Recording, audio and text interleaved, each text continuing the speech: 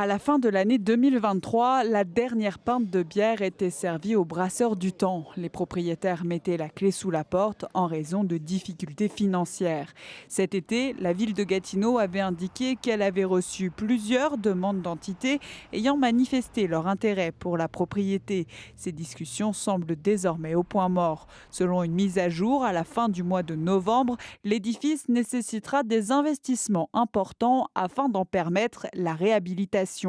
Le cabinet de la mairesse confirme qu'il y a actuellement de l'eau dans le bâtiment. L'édifice n'était déjà pas en super bon état. Il y a des problèmes avec la toiture, ça je le savais avant même que le BDT quitte.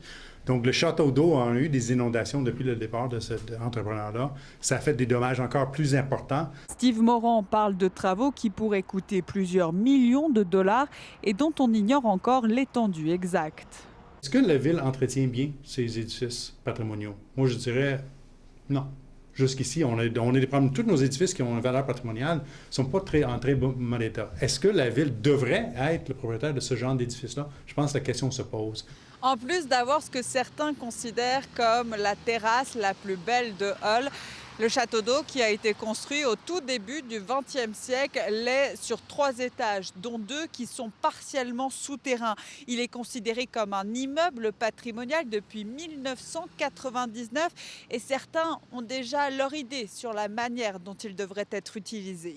Moi, je pense que ces édifices-là, pour qu'elles soient vraiment un actif dans la revitalisation du centre-ville, il faut donner un accès à la population. La ville de Gatineau mentionne qu'une présentation sur l'avenir de l'édifice ainsi que celui de certains bâtiments vacants ou sous-utilisés appartenant à la ville sera réalisée au conseil municipal, éventuellement, car la date de cette présentation n'a pas été fixée. Ici, Anne-Louise Michel, Radio-Canada, Gatineau.